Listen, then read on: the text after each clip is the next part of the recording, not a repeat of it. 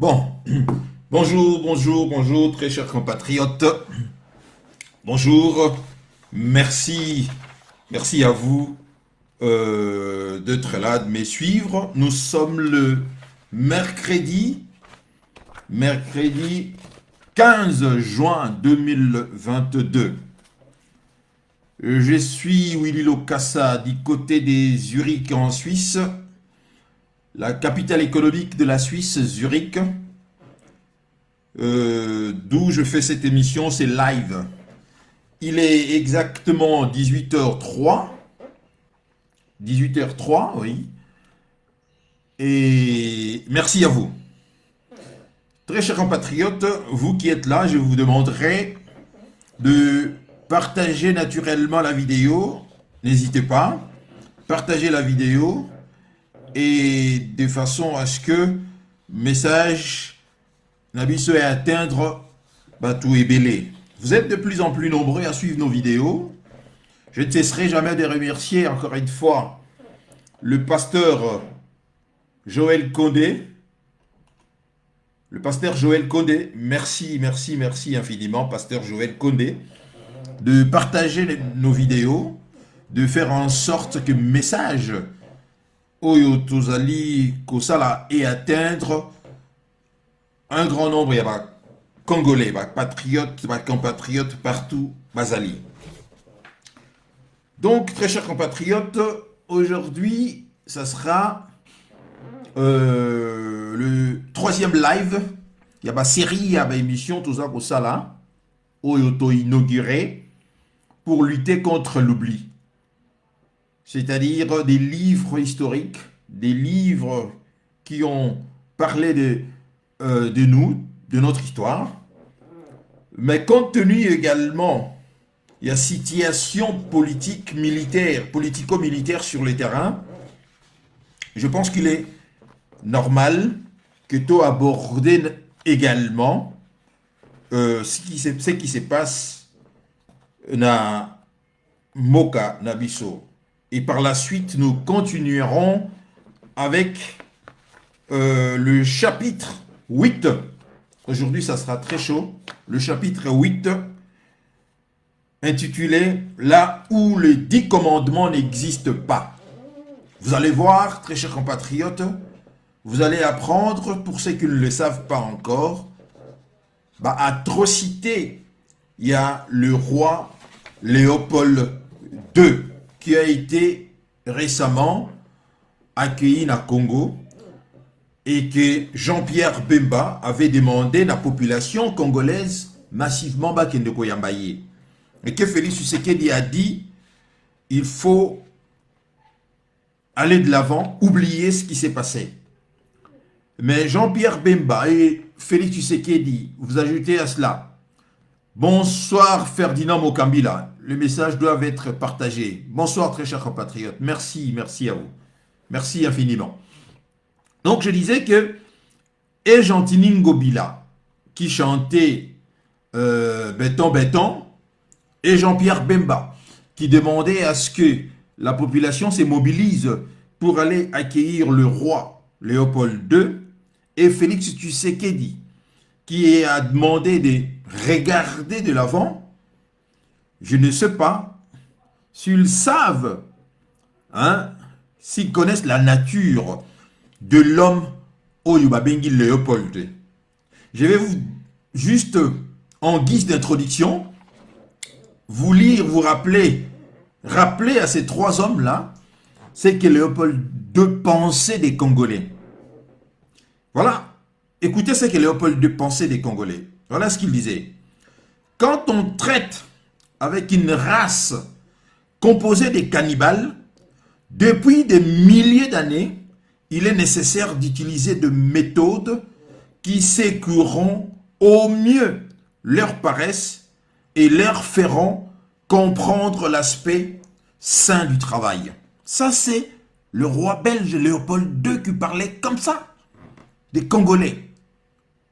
Il leur traitait des cannibales. C'est-à-dire, il a dit, quand on traite avec une race, parce que ça, c'était lorsque des gens ont commencé à critiquer l'atrocité Ozaki Nakati a été indépendant du Congo, et lui de dire, des données comme réplique, accusateur Naï, il a dit, quand on traite avec une race composée de cannibales depuis des milliers d'années, il est nécessaire d'utiliser des méthodes qui sécureront au mieux leur paresse et leur feront comprendre l'aspect sain du travail. Jean-Pierre Bemba le sait-il? Félix Tshisekedi le sait-il? Jean-Tini Ngobila le sait-il? Je ne pense pas. Ces trois hommes ignorent totalement ce qu'a fait Léopold II, dans Mbokanabiso, et ce que les Belges ont fait également. Bon, compte tenu il y a information, il y a actualité, pardon, compte tenu de l'actualité, nous parlerons de la prise de la ville de Bunagana par le M23. Une chose, je ne sais pas si c'est l'effet ici, je dirais, le fait, il y a guerre à Ukraine, les choses commencent à bouger. Pour la première fois, pour la toute première fois, je dis bien pour la toute première fois, l'ambassade américaine à Kinshasa a ouvertement évoqué la présence des troupes rwandaises sur notre sol. Et pour la toute première fois encore, la même ambassade américaine a condamné des exactions qui augmentent les risques de violence et de destruction dans l'est du Congo et nuisent à tous les habitants de la région. Et de poursuivre, nous sommes extrêmement préoccupés par les récents combats dans l'est de la RDC et par la présence signalée de forces rwandaises sur les territoires de la RDC. Et dans le même communiqué, ils disent le comportement provocateur et les propos incendiaires doivent cesser, avertit Washington. Ça, c'est quand même quelque chose de très bon ici. Nous n'avons jamais vu cela depuis que le Rwanda nous agresse, depuis que le Rwanda occupe notre pays. Jamais les États-Unis ont condamné en des termes clairs comme ils les ont fait là, le Rwanda. Jamais. Et dans le même ordre d'idée, il y a également la commission des affaires étrangères du Sénat des États-Unis a également dénoncé ouvertement les soutiens du Rwanda aux combattants du M23. Ça, c'est une très très bonne chose. La deuxième condamnation, très chers compatriotes, émane de l'Union européenne par la voix de Jean-Marc Chataignier, l'ambassadeur de l'Union européenne en RDC, qui, devant des hauts responsables de la police congolaise et un parterre des diplomates européens, a critiqué les agissements des groupes armés nationaux et étrangers. C'est très très bon signe. Nous devons signaler cela et nous souhaitons que cela se poursuive, qu'il ne s'arrête pas seulement dans la condamnation. Je pense que ça c'est l'effet l'Ukraine maintenant. Il voit que ce qu'il reproche ici à Vladimir Poutine d'attaquer l'Ukraine, donc ils ne peuvent pas continuer comme ça à regarder ailleurs alors que leur poulain Paul Kagame envahit régulièrement l'est de la RDC. Je pense pour être cohérent, ils se sont vus obligés ici de bouger un tout petit peu ici. Guilhem Bundu, bonsoir. Un tout petit peu ici leur position. C'est très bien. Parce que nous savons très bien que le Rwanda est en train de faire le travail où ils ont profité Nabango Nyonso, en commençant par les États-Unis. Donc ce sont les États-Unis qui ont armé le Rwanda et l'Ouganda pour déstabiliser notre pays, pour chasser le maréchal Mobutu et pour faire en sorte que Paul Kagame soit le régent de notre pays. C'est par lui que tout celui qui veut devenir quelqu'un dans ce pays-là doit passer. Kigali, c'est la capitale où les hommes politiques congolais doivent se faire voir pour naturellement espérer avoir un quelconque poste à Kinshasa. Donc, si maintenant le maître Oyo Armand Paul Kagame condamne ouvertement dans ma terre, un mot clair comme ça, leur poulet Nabango, c'est-à-dire effet Ukraine ici, hein, effet Ukraine, je pense que nous devons saluer cela, mais il faut que ça continue. Autant les États-Unis ont condamné la présence militaire du M23 sur notre sol, malheureusement, du côté de Kinshasa, motus bouge cousu. Félix Tshisekedi aux abonnés absents. Le président de la République démocratique du Congo, Félix Tshisekedi, n'a pas encore fait de déclarations, mais on nous signale, comme ceux qui sont amis avec moi sur mon mur Facebook, ont vu la photo que j'ai publiée de Félix Tshisekedi fêtant son anniversaire en privé, recevant un bouquet de fleurs pour fêter son anniversaire. On voit en l'homme qui ne manifestait pas son visage, ne manifestait aucun, je dirais ici, souci par rapport à ma situation et à Est, Ndenge Ezali Koleka. Alors, je pense qu'il est inutile maintenant d'insister sur la trahison de Félix Tshisekedi. La trahison de Félix Tshisekedi, c'est quelque chose qui est maintenant, je dirais ici, ouverte. Ce n'est plus un secret. Ceux qui doutaient encore de sa trahison viennent d'avoir ici leur confirmation que Félix Tshisekedi a trahi tout simplement. Parce que j'avais publié encore aujourd'hui, ce matin, que Christ Jonathan, bonsoir, que nous n'avons pas inventé le fil à couper le beurre. Les Congolais n'ont pas inventé le fil à couper le beurre. C'est-à-dire, depuis que le monde est monde, partout où ce genre de choses est le cas, il n'y a pas deux façons de faire les choses. On fait quoi? On commence par rappeler son ambassadeur et on signifie à l'ambassadeur du pays agresseur que retirer accréditation naïe. Ensuite, on suspend tous les accords qu'on a signés avec le pays jusqu'à nouvel ordre. Et si possible, on ferme la frontière. Mais jusqu'à présent, vous constaterez, très chers compatriotes, avec moi, que l'ambassadeur rwandais en RDC se pavane librement à Kinshasa et il reste tranquillement dans ce bureau d'autres diplomates, des Congolais également. Et le président ne s'est pas exprimé, même si aujourd'hui, on voit très bien que des positions commencent à bouger ici. Donc nous avons suivi également ma déclaration. Il y a Christophe Mosoko Diampwanga, le président de l'Assemblée nationale, qui menace, qui dit que bientôt il y aura soi-disant des parlementaires seront punis, tout ça, qui ont de près ou de loin des activités ou bien des complicités avec ce qui se passe là-bas. Mais Mosso nous avait parlé, il avait dit avant, il avait demandé à député de quitter les groupes armés. Mais jusqu'aujourd'hui, rien ne s'est fait.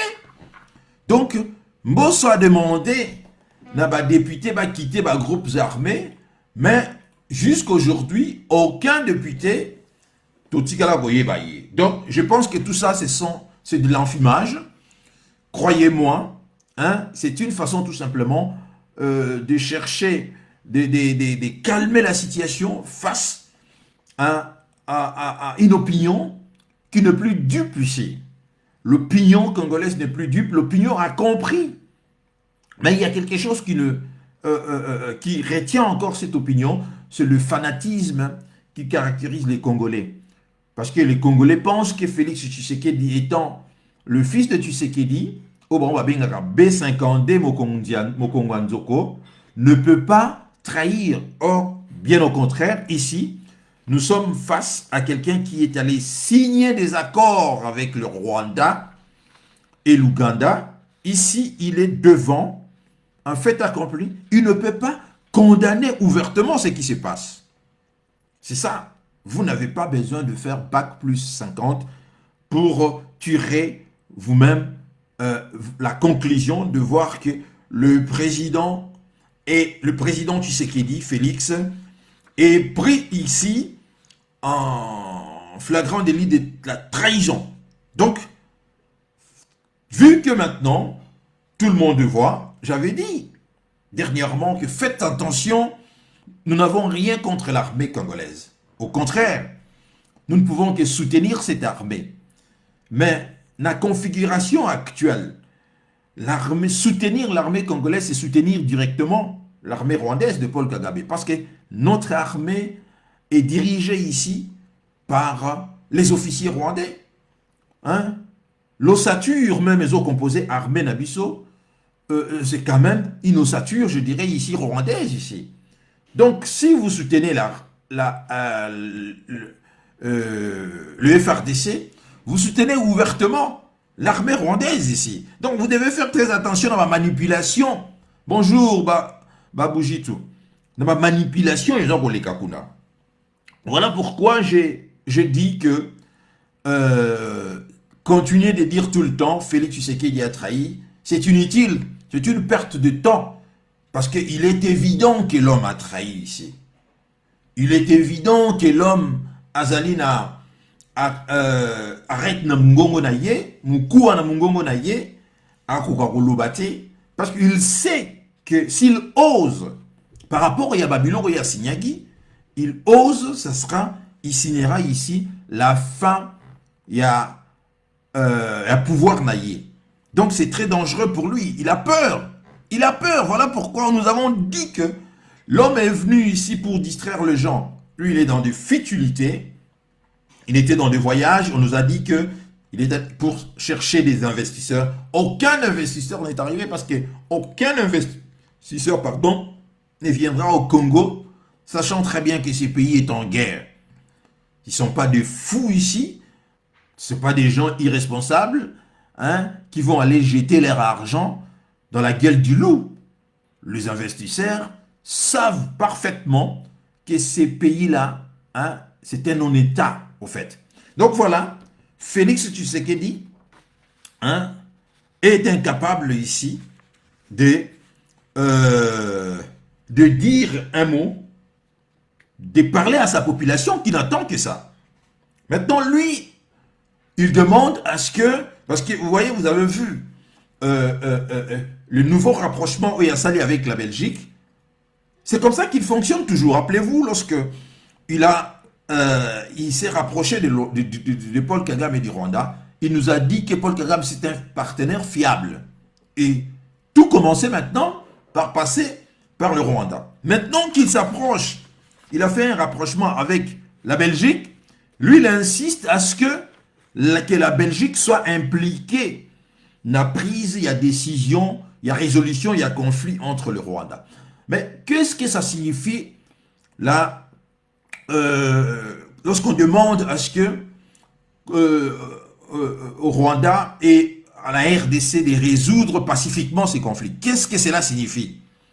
Cela signifie-t-il que à la résolution, il y a conflit, c'est-à-dire résoudre définitivement le problème, que le problème ne va plus se poser, ou bien ça sera tout simplement ici un palliatif pour une future encore attaque. Il y a M23. Je pense que pour nous les Congolais, nous ne cherchons pas ici des solutions, je dirais ici, des solutions provisoires. Nous voulons, une fois pour toutes, que ces conflits soient résolus définitivement, que la RDC puisse regagner ou bien contrôler tout l'espace où ils ont composé territoire naïe. Mais vous voyez ici, Félix Tshisekedi dit il veut que la Belgique soit impliquée dans la prise, il y a la décision, bien la résolution, il y a conflit. Mais il a fait encore ici du lobbying auprès de la Belgique. Ce n'est pas une solution pérenne. Hein, c'est vraiment un naïf. Il pense ici que la Belgique, le roi belge, le premier ministre belge, Alexander De Croo, vont jouer de tout leur poids pour faire changer Paul Kagame position naïe. Or, ce n'est pas là qu'il faut regarder, quand bien même que la Belgique a une forte influence sur ce qui se passe au Congo. La décision finale, très chers compatriotes, il faut regarder ça du côté de Washington. C'est eux qui ont armé Paul Kagame. C'est eux qui décident. Voilà pourquoi j'ai dit que pour la première fois, c'est une très très bonne chose. Nous ne devons pas négliger cela. Bien au contraire, nous devons souligner cela. Parce que c'est tellement rare pour être souligné que l'ambassade américaine condamne ouvertement ou bien évoque ouvertement la présence des troupes rwandaises sur les sols congolais. Nous applaudissons. Nous demandons maintenant à ce que le commandant suprême de ce pays puisse emboîter également le pas. Ouvertement maintenant, renvoie l'ambassadeur rwandais, rappelle notre ambassadeur, suspend tous les accords qu'il a signés. Mais vous voyez qu'il ne fera pas ça. Qu'il ne fera pas ça. C'est le nœud du problème. Pendant que nous parlons ici, qu'est-ce qui se passe lorsque une armée occupe un territoire? Est-ce que savez-vous ce qui se passe sur ce territoire? D'abord, il se fait que l'armée rwandaise, c'est-à-dire le M23, l'armée rwandaise, la première chose en ça là, va piller systématiquement coffre-fort Nyonso. Pendant que nous parlons ici, ils savent effectivement ce qu'ils vont chercher en premier. Ils cherchent en premier quoi? Ils ont fait ça lorsqu'ils ont occupé Goma. La première chose, ils ont pris la banque. Tout ce qui concernait, c'est-à-dire l'argent qui s'est trouvé dans la banque, ils ont pris cet argent, ils ont rapatrié, ils ont renvoyé dans la Rwanda, ils ont pillé systématiquement le peu de temps qu'ils sont restés. Donc, c'est ce qui se passe actuellement dans la ville de Bunagana. Hein?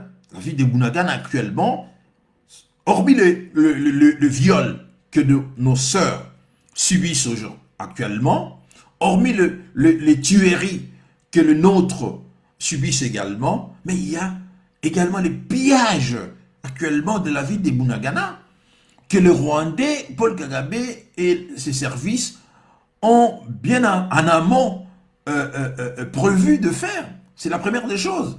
Donc vous voyez ici, très chers compatriotes, rien, il y a plus, ça sert à rien d'ailleurs de continuer de dire que Félix a trahi, tout ça. C'est tellement clair comme de l'eau de roche ici. Il a trahi et maintenant, il pense que ça passera comme ça. Il pense que ça passera parce que maintenant, il est là, il laisse passer les choses, il regarde, hein, il ne dit mot, il ne dit rien. Il pense que c'est la Belgique, hein, parce que lui maintenant il mise avec la Belgique, il mise sur la Belgique, pardon. Mais malheureusement, Paul Kagame ne respecte pas la Belgique ici. Paul Kagame ne respecte pas la Belgique. Voyons voir si ça va changer quelque chose sur le terrain. Continuons, très chers compatriotes. C'est pour cela, moi, j'ai décidé, j'ai dit le plus important, c'est l'histoire. Parce qu'un peuple qui oublie son passé est conditionné à le vivre sans le savoir. L'histoire est très importante. Je demande à la diaspora de s'accaparer de son histoire, de connaître son histoire, et ce n'est que comme ça que Akozala éveillé. Donc, je parlais de lecture et ouvrage d'Abisso, nous continuons. Le fantôme du roi Léopold II, la terreur coloniale dans l'État du Congo, 1884-1908. Je vous ai dit que le sous-titre, la terreur coloniale dans l'État du Congo, a été modifié. Le vrai sous-titre, c'était les génocides dévoilés. Donc, Félix Tshisekedi veut qu'on oublie les génocides. Il y a plus de 14 millions, c'est pas moi qui le dis, 14 millions. Il y a des Congolais, qui massacrés par Léopold II. Ça, c'est une commission belge qui a fait cet inventaire. Félix Tshisekedi veut passer, c'est-à-dire passer cela, tout ça, comme oublier cela. Non. Donc, je dis, aujourd'hui, ça va faire très chaud. Très, très chaud pour ceux qui ignorent encore les atrocités du roi belge, Léopold II. Donc, voilà pourquoi je dis que même le débat au Carnaval Parlement belge, lorsque certains Belges disent que non, nous n'avons pas à présenter des excuses aux Congolais parce que nous ne sommes pas de cette génération, là, nous sommes une autre génération. Je dis, ben, vous profitez naturellement des richesses de ce que votre roi criminel, votre roi génocidaire, Léopold II, a fait na RDC, là, le Congo. Puisque, comme vous le savez, les Congos étaient sa propriété privée.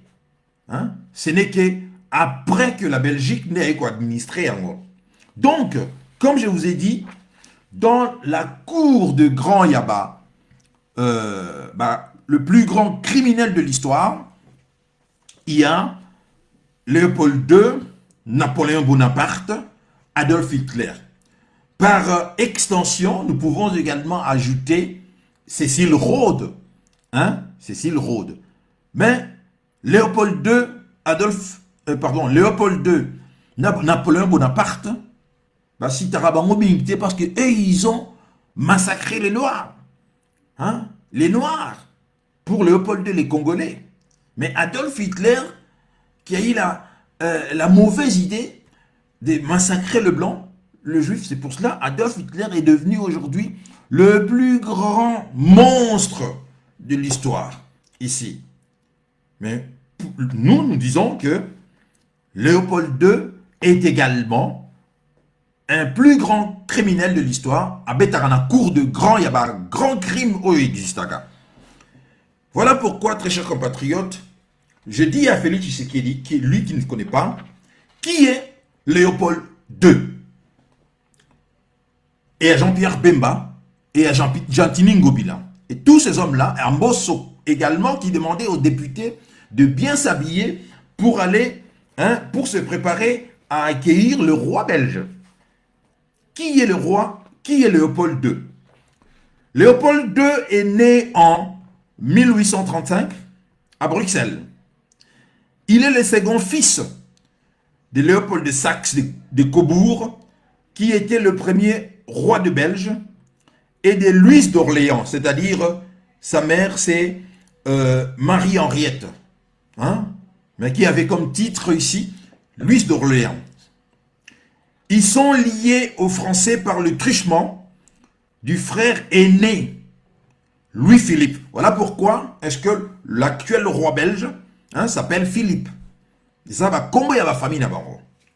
Louis-Philippe qui a assuré une régence et qui a régné de 1833 à 1834. Mais il y a aussi les comtes de Flandre, Philippe, qui a régné de 1837 à 1905. Et enfin sa sœur, la sœur du Léopold II, Charlotte,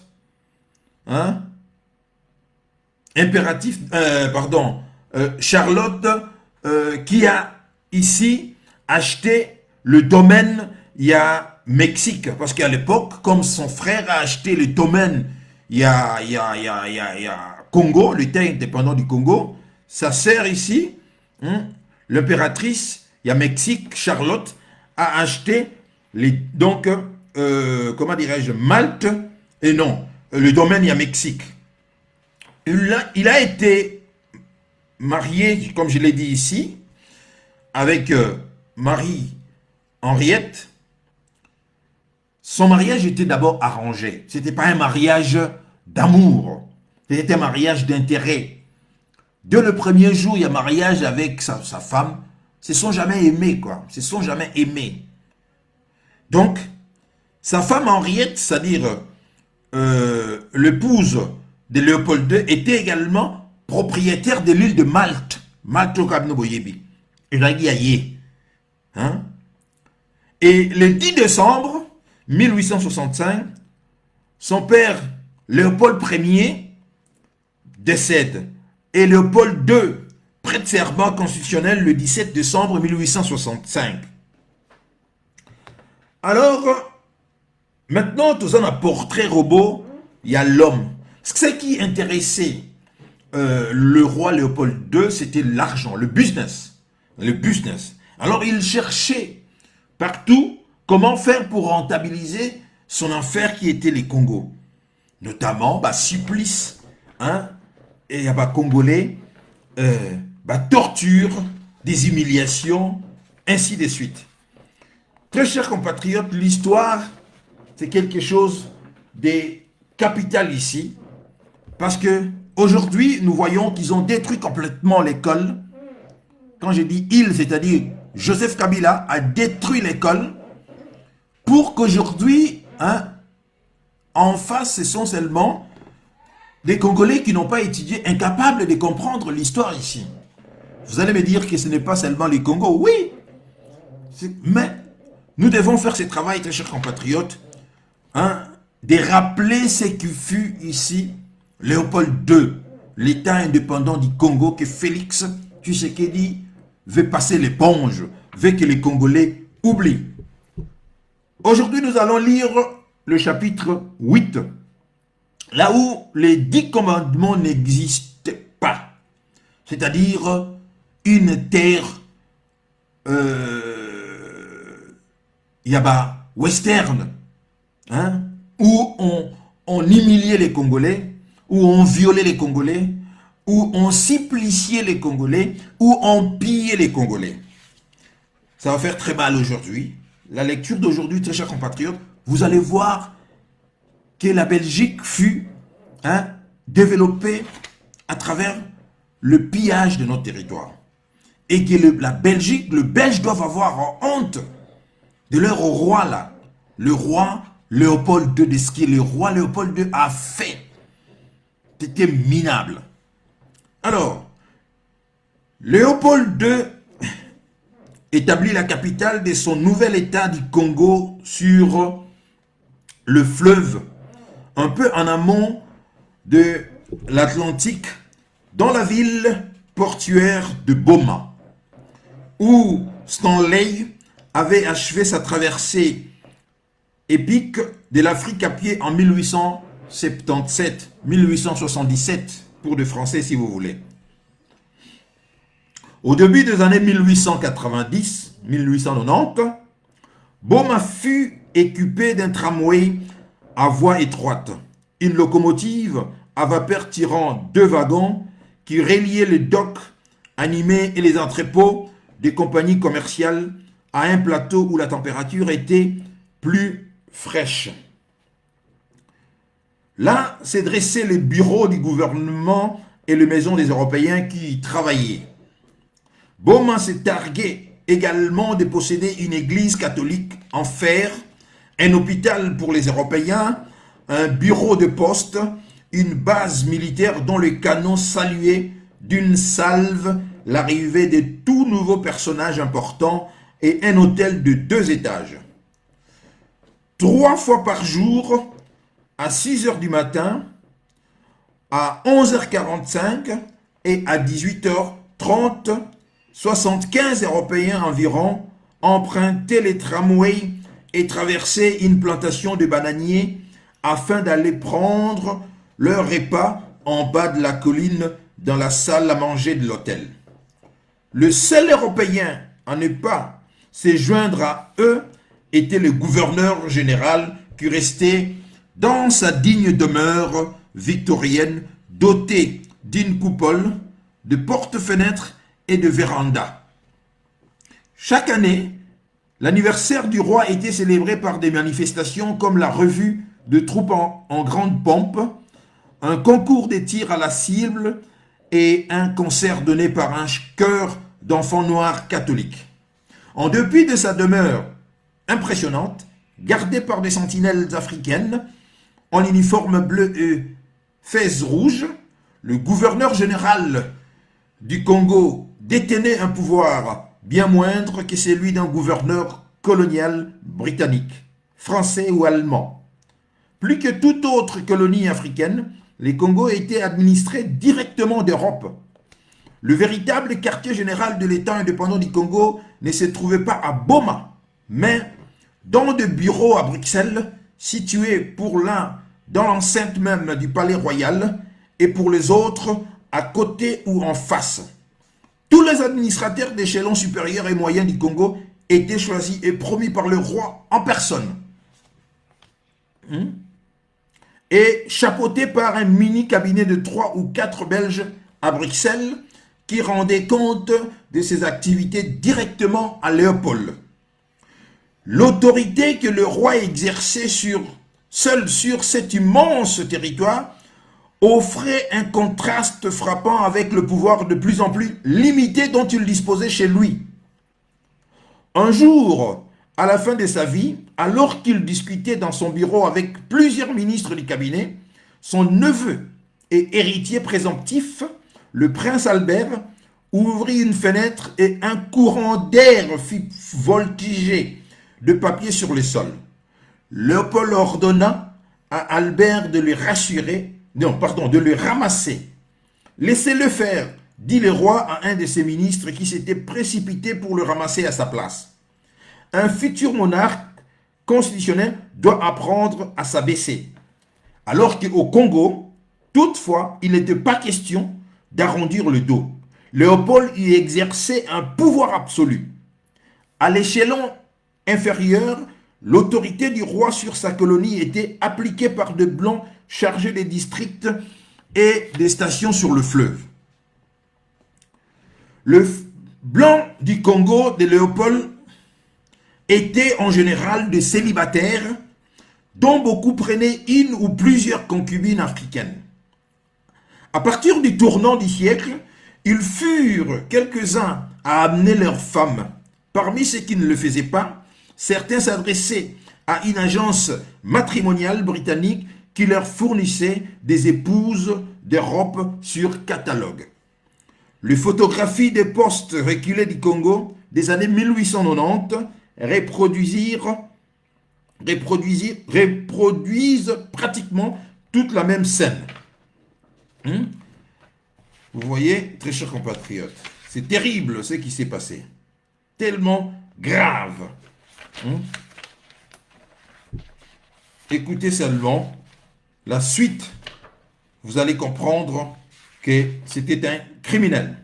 Voilà. Peu après cette visite au Cuba, Shepard partit en congé aux États-Unis. En chemin, on l'invita à donner une conférence à l'Exeter Hall de Londres. Ses voyages dans le royaume cubain et sa découverte d'un lac que les Européens ne connaissaient pas lui valurent d'être élu seul missionnaire presbytérien à recevoir cet honneur. Sherpak offrit une natte Cuba en bambou au président Grover Cleveland. Lors d'une visite postérieure, il fit don d'une pipe et d'un couvre-lit en fibre de palme au président Theodore Roosevelt. Sherpak prononça d'innombrables discours dans des collèges, d'universités et des églises à travers toute l'Amérique.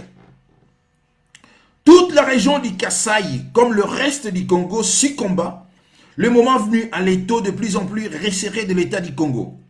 8 ans environ après la visite historique de Sherpa, les forces de Léopold finirent par atteindre la capitale Cuba et par la piller.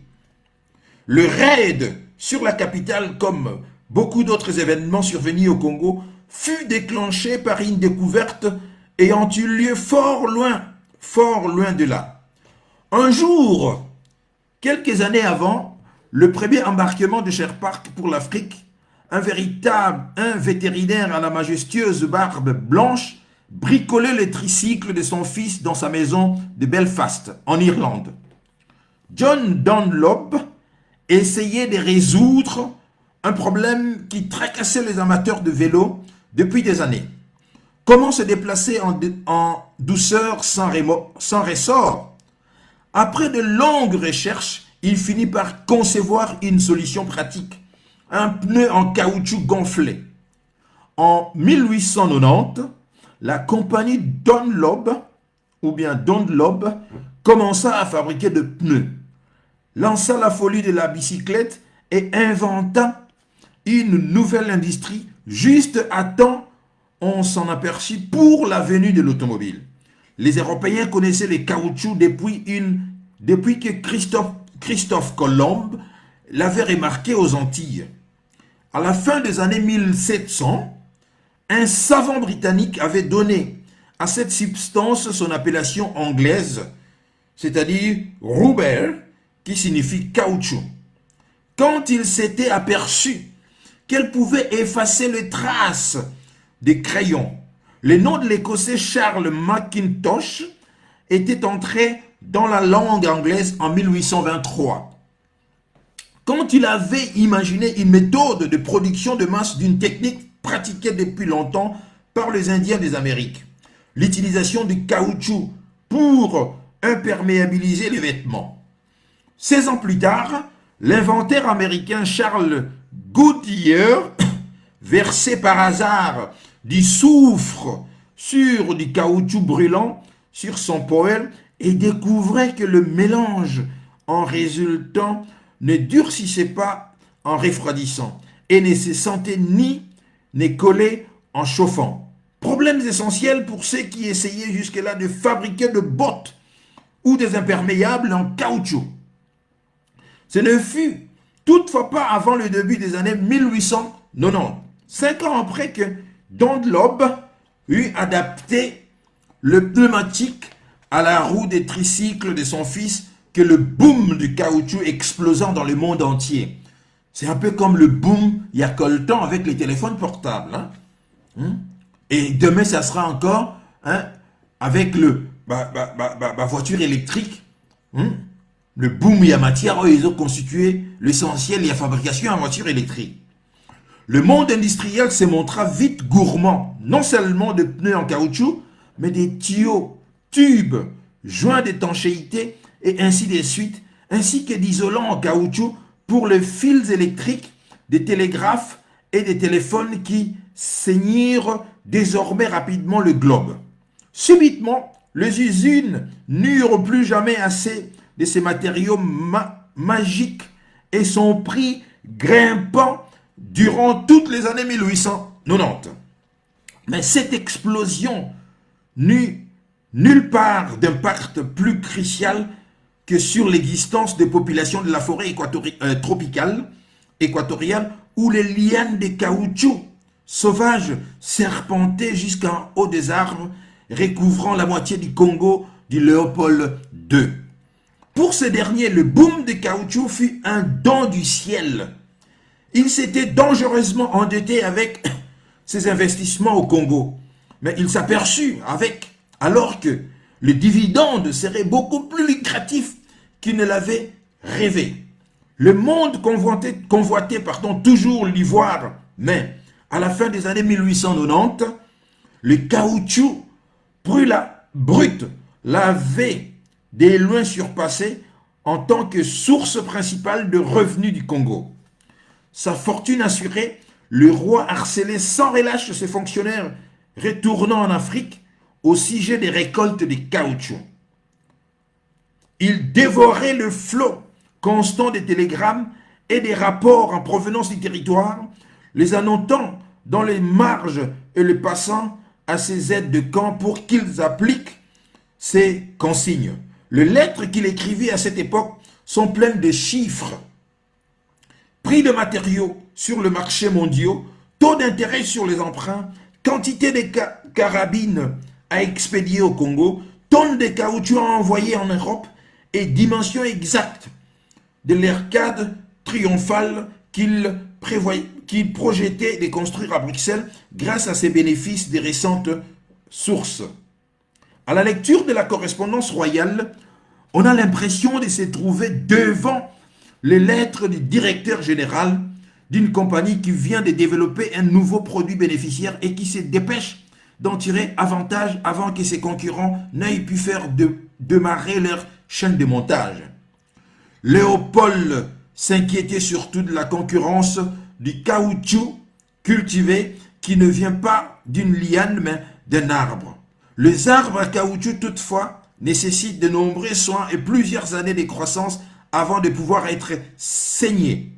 Le roi ne cessait d'exiger voracement de plus grandes quantités de caoutchouc sauvage du Congo car il savait que son prix chuterait quand les plantations d'Amérique latine et d'Asie viendraient à maturité. Cela finit effectivement par se produire, mais à l'époque, le Congo avait déjà profité depuis une vingtaine d'années du boom du caoutchouc sauvage. Durant cette période, la quête ne connut aucune limite. Tout comme les hommes apportant l'ivoire, ceux qui fournissaient l'État du Congo et les sociétés privées en caoutchouc étaient récompensés selon la quantité livrée. En 1903, un agent particulièrement productif reçut une commission 8 fois supérieure à son salaire annuel. Mais la plus grosse masse d'argent répartie directement vers Anvers et Bruxelles. Dans la capitale, elle aboutissait principalement de deux côtés de la rue Brederold. Je crois que ceux qui habitent en Belgique connaissent cette rue, Brederold, petite artère qui séparait l'arrière du palais royal de plusieurs bâtiments contenant le bureau de l'État du Congo et les entreprises commerciales du Congo. En dépit du fait que l'État dirigé personnellement par Léopold recevait la moitié des bénéfices des compagnies concessionnaires, le roi tirait bien davantage d'argent des terres exploitées directement par cet État. Mais comme ces compagnies n'étaient pas dirigées de façon aussi secrète, nous en détenons de meilleures statistiques. Vous comprenez? En 1897, par exemple, l'une d'elles, l'Anglo-Belgium Indian Rubber and Exploration Company, ou ABIR, dépensait 1 franc 35 par kilo pour récolter les caoutchoucs au Congo et l'expédier au quartier général de la compagnie à Anvers où il était vendu à des prix atteignant parfois 10 francs les kilos, soit un bénéfice de plus de 700%. En 1898, l'action des ABIR valait presque 30 fois plus que 6 ans auparavant. En 1890 et 1904, tous les gains provenant du caoutchouc congolais avaient été multipliés par 96. Au tournant du siècle, l'État indépendant du Congo était devenu, de très loin, la colonie la plus lucrative d'Afrique.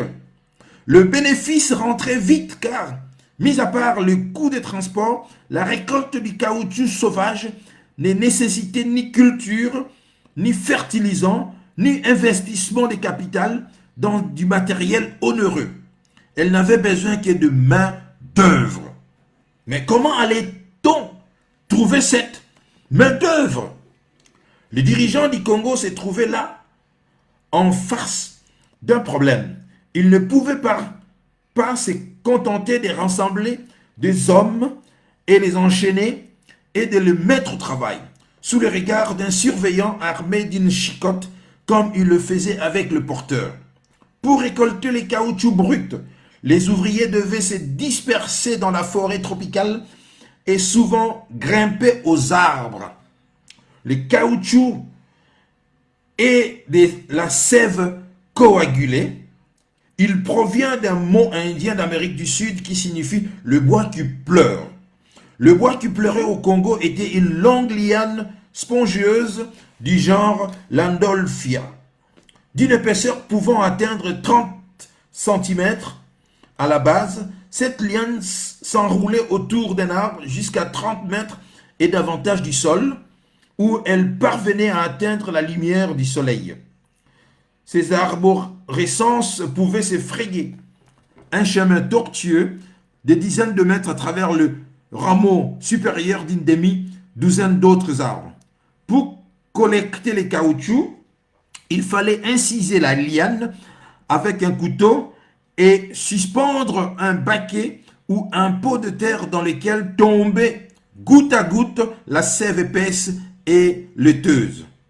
Pour saigner la liane, on pouvait effectuer une petite incision ou pratique officiellement interdite mais souvent employée, la fendre profondément, ce qui produisait davantage de caoutchouc mais tuait la liane. Une fois que les lianes proches d'un village étaient asséchées, les ouvriers devaient s'enfoncer plus loin dans la forêt et très vite. La plupart des récolteurs durent marcher pendant au moins 1 ou 2 jours avant de trouver des lianes fraîches. Une fois saignées, les longueurs de lianes accessibles du sol, les ouvriers grimpaient en haut des arbres pour arriver jusqu'à la sève. Nous passâmes près d'un homme sur la route qui s'était brisé les dos en tombant d'un arbre alors qu'il saignait des lianes, écrit un missionnaire. De plus, les lourdes averses tropicales qui tombent pendant la plus grande partie de l'année transformaient en marécage la jungle où poussaient les lianes à caoutchouc.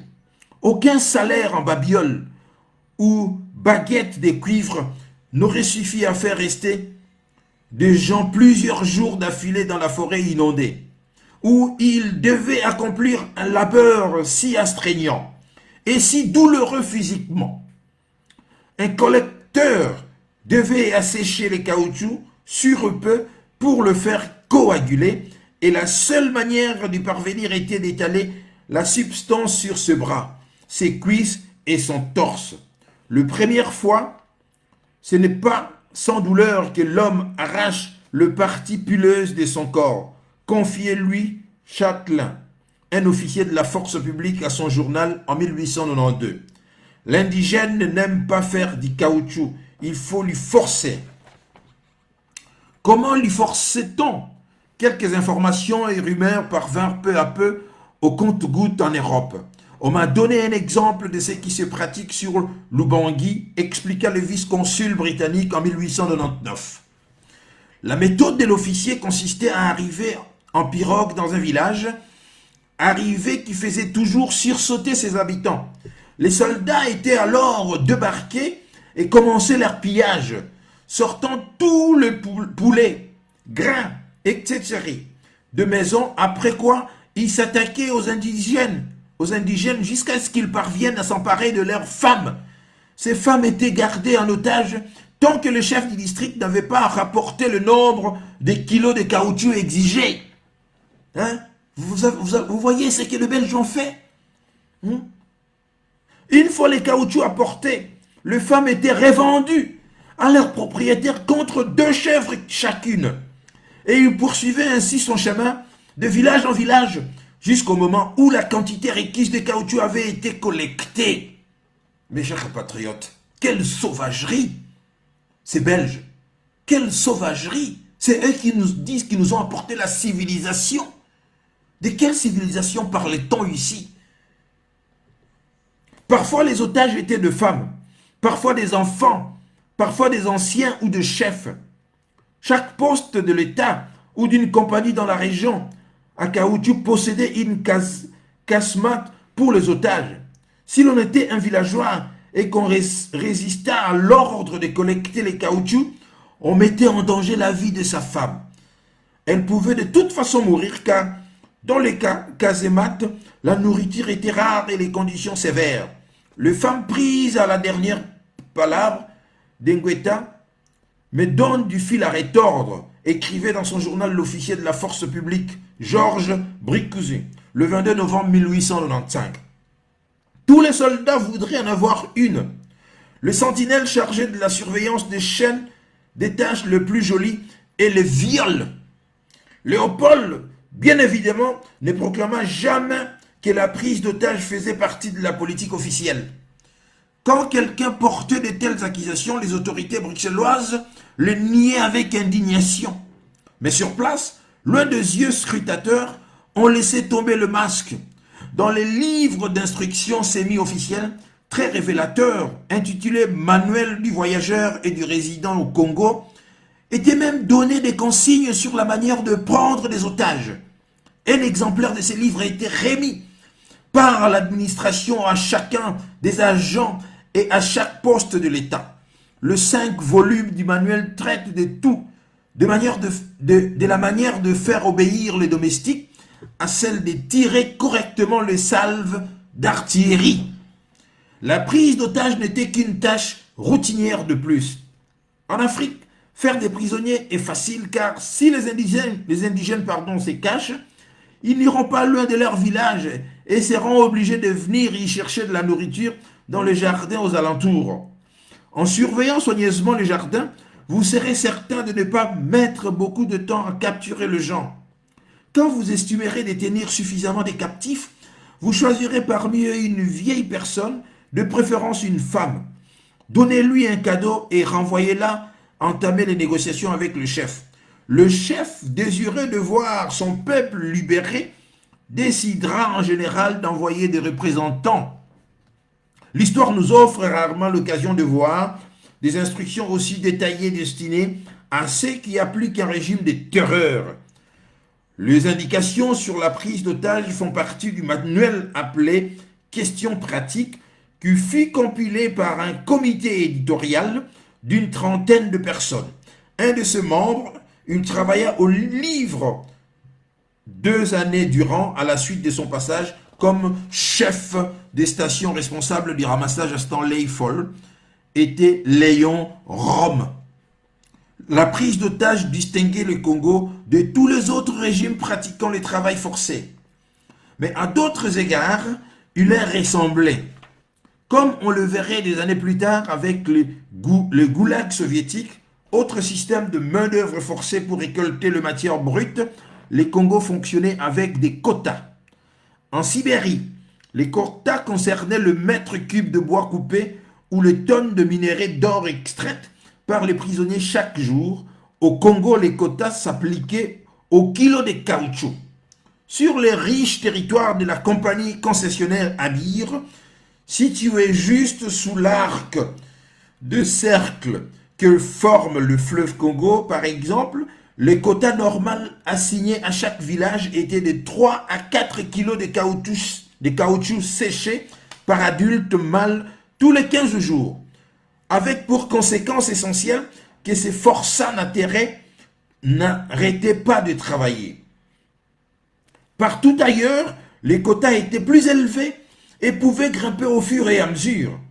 Un fonctionnaire du bassin du fleuve Mongala, loin dans le nord, contrôlé par une autre compagnie concessionnaire, la société anversoise du commerce au Congo, estimant que pour remplir leurs quotas, les récolteurs du caoutchouc devaient passer 24 jours par mois dans la forêt, où ils construisaient de huttes grossières pour dormir et pour se protéger, sans toujours y parvenir contre les léopards. Donc ils étaient exposés aux fauves. Afin d'atteindre le parti de la liane à très haute distance du sol, les hommes, dans leur frénésie d'obtenir la moindre goutte de caoutchouc, déchiraient parfois la liane entière, la découpaient en morceaux et en extrayaient les caoutchoucs en la pressant. En dépit des ordres stricts que l'État du Congo donnait de ne pas tuer les lianes de cette manière, il appliquait aussi la chicotte aux hommes qui ne rapportaient pas assez de caoutchouc. La chicotte faisait la loi.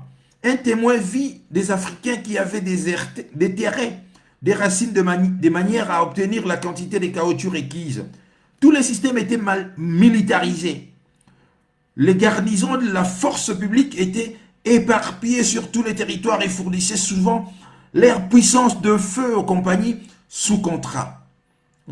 De plus, chaque compagnie possédait sa propre milice, appelée par euphémisme sentinelle.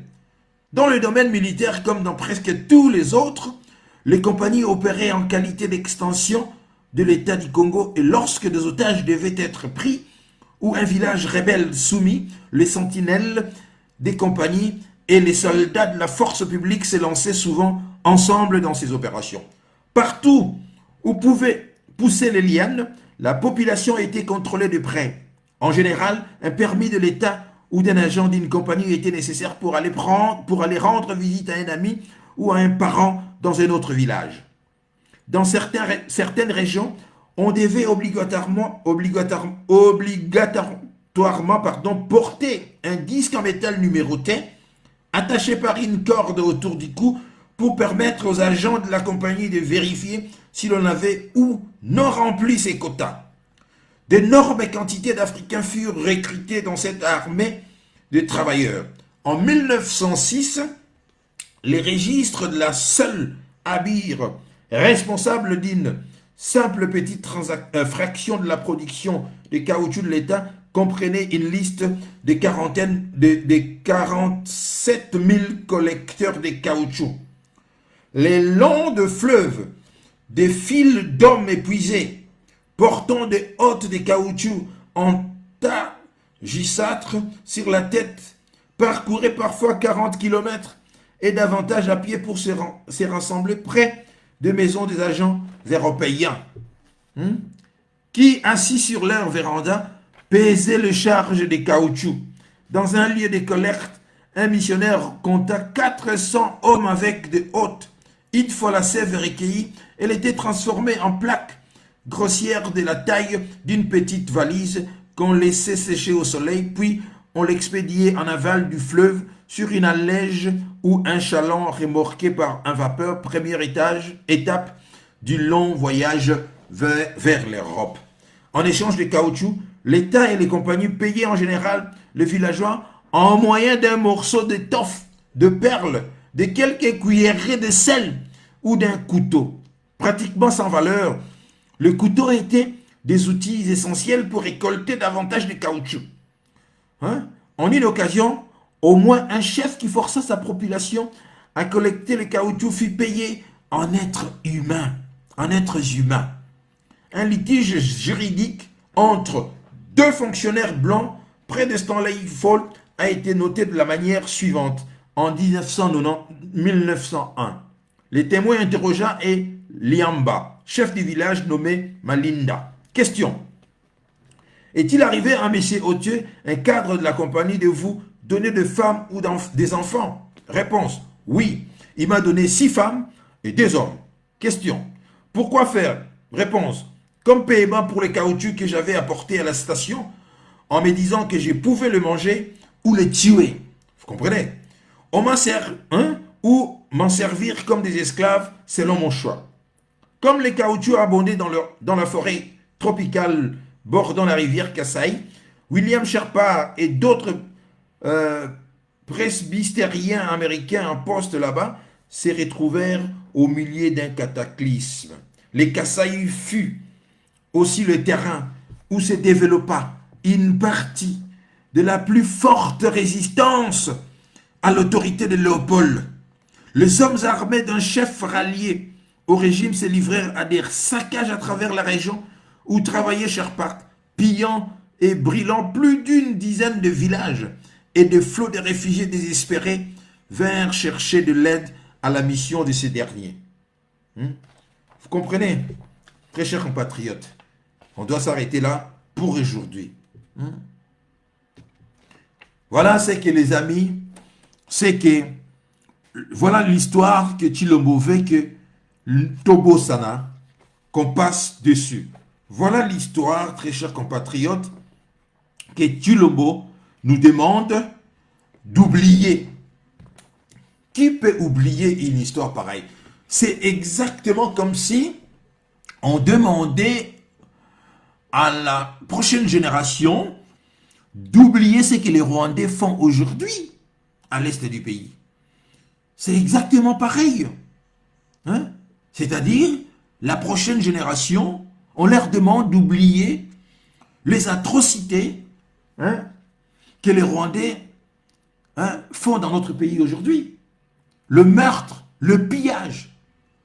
C'est comme si on demandait à la future génération qui va nous remplacer d'oublier des millions de victimes. Non, c'est incroyable. Si c'est pas ça, ça c'est la tragédie noire, ça. Est-ce que Félix Tshisekedi a été conçu comme Bissot? Est-ce que cet homme a été mis au monde normalement, ou bien cet homme est né, hein, avec la sorcellerie. Au-delà de la sorcellerie, je ne sais pas moi, si ça existe quelque chose plus, hein, mauvais que la sorcellerie. Je pense oui. Parce que le voir hier fêter son anniversaire, hein, avec un bouquet de fleurs que j'ai publié sur mon mur, voir son sourire pendant que l'armée rwandaise occupait Bunagana, violait de femmes, pillait la région, tuait nos frères, voir son sourire, je vis l'incarnation du diable en cet homme. Je vis l'incarnation d'un monstre en Félix Tshisekedi. C'est terrible, très cher compatriote. Voilà pourquoi nous insisterons sur cette histoire. Voilà pourquoi nous vous rappellerons ce que les Rwandais ont fait. Si vous lisez ces bouquins-là, vous allez voir que lorsque l'armée rwandaise pourchassait dans les forêts congolaises les Hutus qui ont fui leur pays après les génocides, que beaucoup, hein, qui fuyaient le militaire rwandais, hein, et qui ont été massacrés parce que l'ONU parle de 200 000 personnes portées disparues. C'est pas moi, c'est Madame Sadako Ogassa qui a parlé de 200 000 personnes en absence qui n'ont pas répondu à l'appel. Et en fuyant beaucoup, hein, je vais vous lire, on va apprendre l'histoire, hein, d'un homme, hein, qui, en fuyant comme ça, hein, Rufagari, qui a été bouffé par le lion dans la forêt. Rufagari qui a été mangé par de fauves ici. Je vais vous raconter l'histoire d'un frère et d'une sœur qui étaient obligés, alors qu'ils fuyaient, les hommes de Paul Kagame qui les pourchassaient en pleine forêt, étaient aidés par je veux dire, les satellites américains qui localisaient où se cachait le Hutu pour le massacrer, transmettaient ces informations aux Américains et aux troupes rwandaises. Et le Rwandais, les hommes de Paul Kagame, pourchassaient maintenant ces gens. Et les deux frères et sœurs, c'est-à-dire le frère et sa sœur, en fuyant, se sont retrouvés presque quasiment nus, parce que dans la forêt, hein, les habits s'est déchirés, hein, ils se sont retrouvés totalement dépourvus de tout, nus, sans habits, parce que vous passez des mois et des mois dans la forêt, vous n'avez pas d'habits. Et ils étaient obligés de se couvrir, il n'y a pas écorce, il n'y a pas arbre. Et les deux frères, le frère et sa sœur se sont dit, puisque nous allons mourir, c'est une histoire rencontrée par les deux, parce qu'ils ont survécu. Ils ont eu la chance de survivre, ils sont en France. Cela nous a permis naturellement de connaître cette histoire. Sinon, cette histoire, comme tant d'autres histoires de l'Inato et Bangote, étaient obligés maintenant, puisqu'ils étaient pourchassés, puisqu'ils étaient condamnés à mort. Ils ne pouvaient pas survivre. Dans la situation où on a été obligé de faire l'amour entre eux. Ils se disent, bah, puisque nous allons mourir, puisqu'il n'y a plus rien à faire, ils ont fait l'amour, le frère et sa sœur, dans la forêt, pourchassés par les hommes de Paul Kagame. Vous allez voir ça. Parce que maintenant, moi, mes lives, hein, c'est l'histoire que Félix Tshisekedi veut nous imposer ici à oublier. Ouais. Et lorsque vous lisez ces livres-là, la vraie nature du Fonds patriotique rwandais d'Ouganda en Rwanda, mais vous avez des réponses de ce qui se passe aujourd'hui.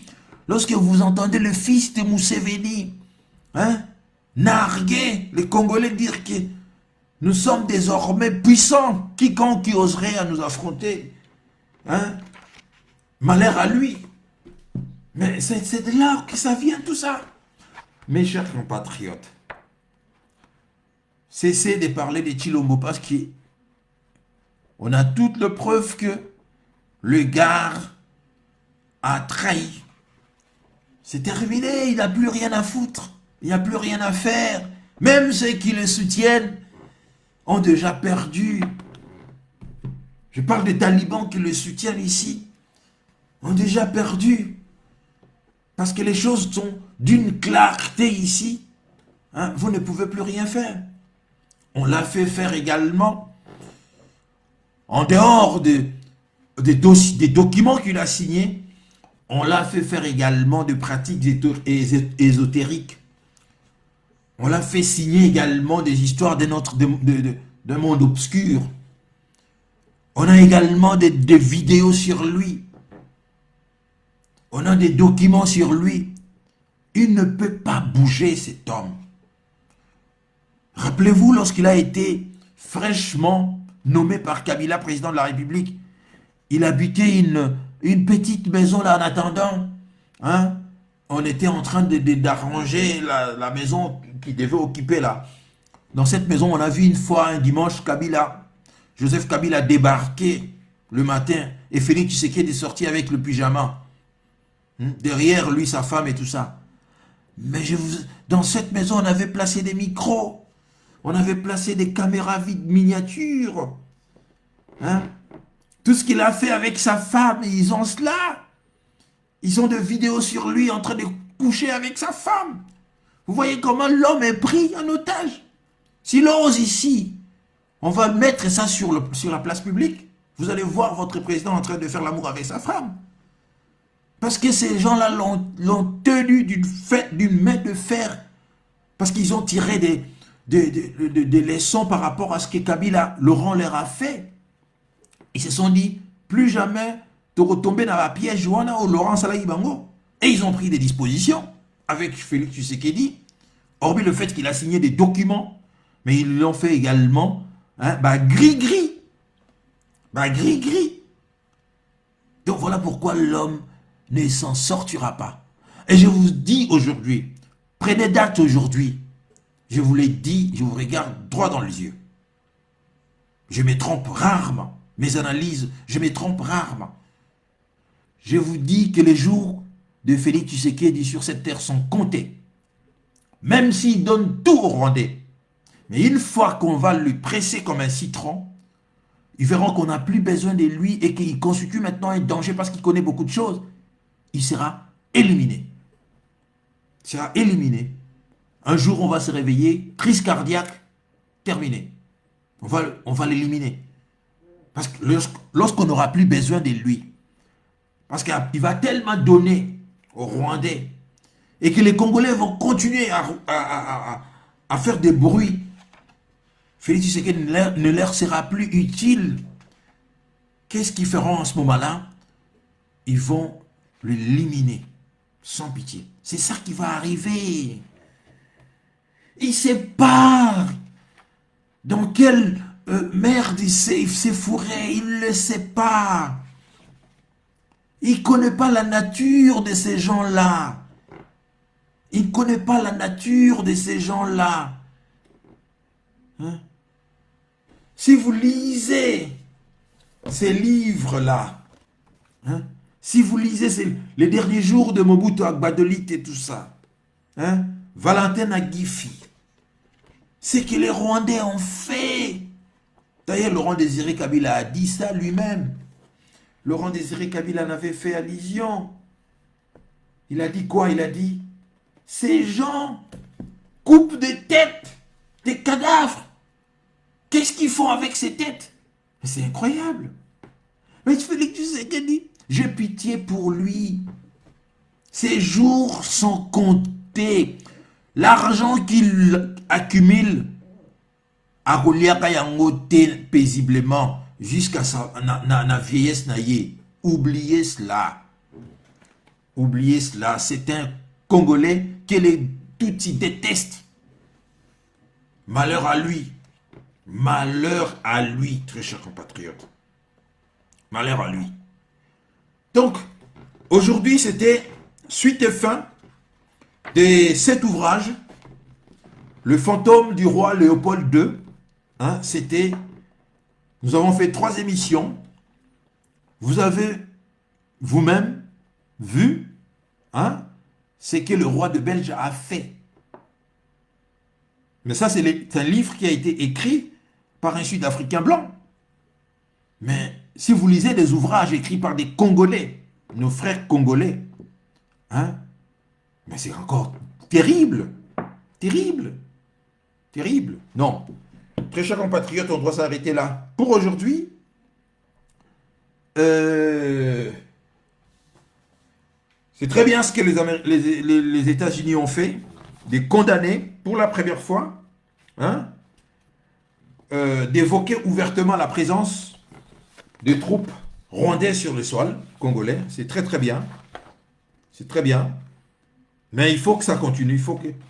Ça, c'est l'effet Ukraine. Ils se sont vus qu'il faut être cohérent par rapport à cela. Donc, très chers compatriotes, Félix Tshisekedi, c'est son problème. Il s'est fourré dans cette situation, je dirais pas seul, avec sa mère également. C'est avec sa mère. Mais j'ai dit que quand on va le presser comme du citron, lui, on ne va pas le jeter. Non, on va le liquider. C'est ça. Parce que autant de morts que ces gens-là ont occasionné pour nous contrôler, pour nous piller, mais ce n'est pas Félix Tshisekedi qui compte. Lisez les livres de l'éloge du sang de Judy Rivers, vous allez voir. Vous allez apprendre des choses. Ce n'est pas pour rien Paul Kagame a mis sa tête à mort. Judy Rivers, à une certaine période, était obligé hein, d'avoir des gardes de corps pour sa surveillance parce que Paul Kagame avait mis sa tête à prix. Voilà. Donc, la trahison, ça vaut même plus la peine d'en parler. Mais ce qui m'étonne tout simplement, vous comprenez maintenant pourquoi est-ce que on a mis tout autour de Félix Tshisekedi des militaires pour le protéger, des hommes, parce que n'importe quel soldat congolais qui n'apprécie pas ce qui se passe hein, est capable de loger une balle dans la tête. Mais puisqu'il n'y a pas tout autour de lui, il n'y a pas des Congolais véritables et tout ça, mais il y a des étrangers qui le surveillent parce qu'il fait le boulot pour eux. Voilà pourquoi est-ce que jusqu'à maintenant, hein, on n'a pas encore Mboumanan et l'élité. Si c'était seulement des Congolais, Mboumanan et la Banata, là, comme avait dit Barnabé Mungagno. Mboumanan est là. Bon, très chers compatriotes, merci à vous. La prochaine émission, ça sera un autre live, un autre bouquin, toujours en ce qui concerne l'épopée rwandaise sur notre territoire, voir ce que ces gens-là ont fait, voir de meurtres, voir des assassinats. Souvent, c'est parce que vous ignorez l'histoire que quand Sarah Félix Tshisekedi dans ça quelque chose. Hein? Parce que vous ne connaissez pas ce que ces gens-là ont fait. Hein? Mais nous avons qu'une seule certitude, c'est que nous gagnerons ces combats.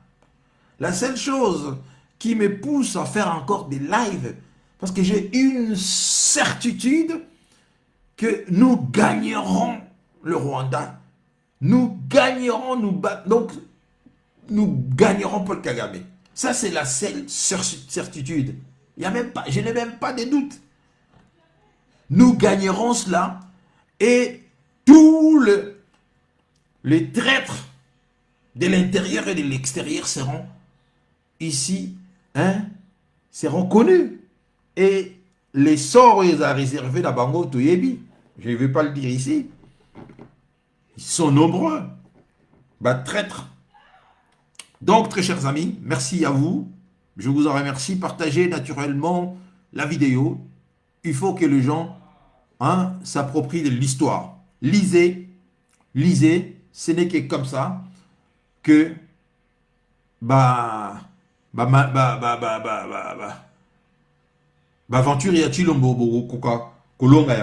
il ne fera rien. Absolument rien. Tant que la seule chose qui lui reste à faire, c'est de se désolidariser na Batouana. Et si se désolidarisent na bango, on va les tuer. Eh mais oui, c'est comme ça. On va les tuer. Mais c'est sa faute. Il est parti. Il savait ce qu'il est allé faire. Ce qu'il faisait. Il connaissait le danger. Il y a mission là. Alors, il faut maintenant qu'il se sacrifie pour la situation. Alors, s'il ne fait pas ça, nous allons le faire. C'est comme ça. C'est comme ça. Alors, terminons cette émission avec notre frère Pena Djamba, comme toujours. Hein? Excellente chanson Tété, hein? Notre hymne national. Voilà. Je vous laisse, très chers compatriotes, en compagnie de Pena Djamba. Merci à vous. À bientôt.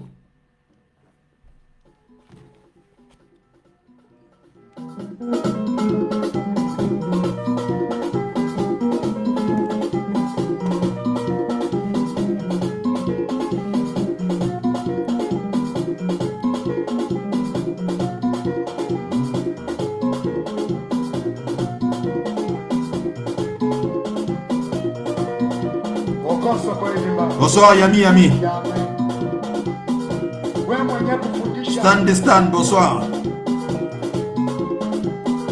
Bonsoir Pasteur Jean-Paul Moulumba. Bonsoir à vous tous, merci. Poté Baoul Dofunda, bonsoir.